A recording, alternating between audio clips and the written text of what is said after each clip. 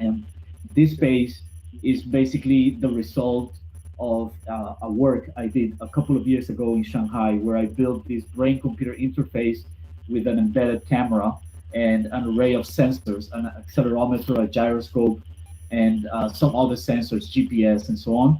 And the device, I was wearing this device for a couple of weeks, every day, all the time.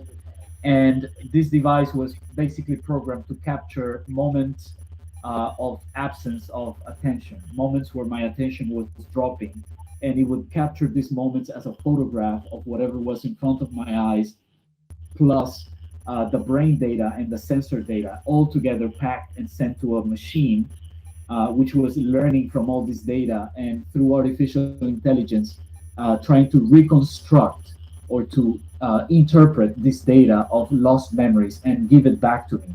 So the space you see here is a sort of attempt to recreate or to manifest those lost memories as interpreted by the machine. So the sculptures, the objects that you see around are all generated by an AI from my brain data and from the sensor data.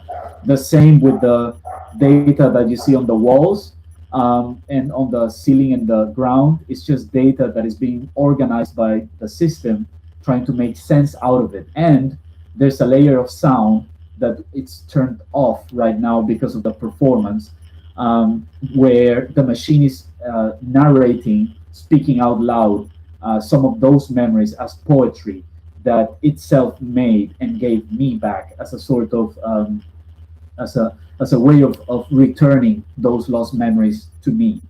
So this is what the piece is about, and the performance is basically an invitation where Asher brought Matt, who is an amazing performer, musician, artist from dedicated to virtual spaces and generative music. And today we're going to be collaborating. Matt is going to be, he's going to talk more about his work, but in general, what's going to happen here is that I'm going to be live streaming some brain data to Matt over the internet. He's in New York, I'm in Colombia.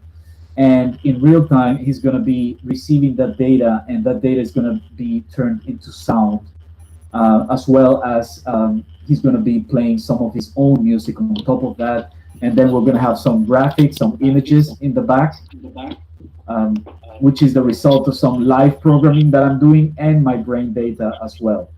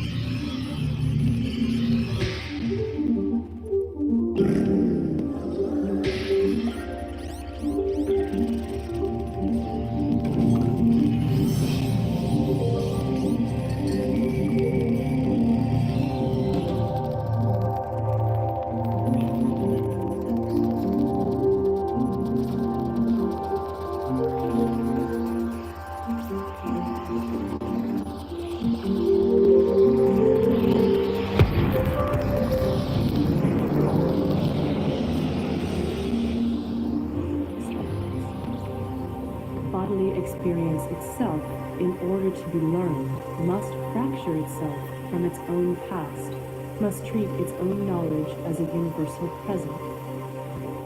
One can think of this problem of the body and of the past in this way. The body learns in a way that does not differentiate between past and present. There is no that was then and this is now. Everything the body learns is wielded for the now. Its absorption and appropriation of all information that has somehow been inscribed at one point or another into it arises as a reenactment in the present time. And that reenactment does not, on any physical terms, need to acknowledge itself as such. You, for example, do not walk today as a reenactment of all the previous explorations of walking your body has undergone. You walk today as the walk, your walk. On a purely physical, body-based level, your walk refers to nothing beyond itself. It is, so far as the body needs to know, the only one.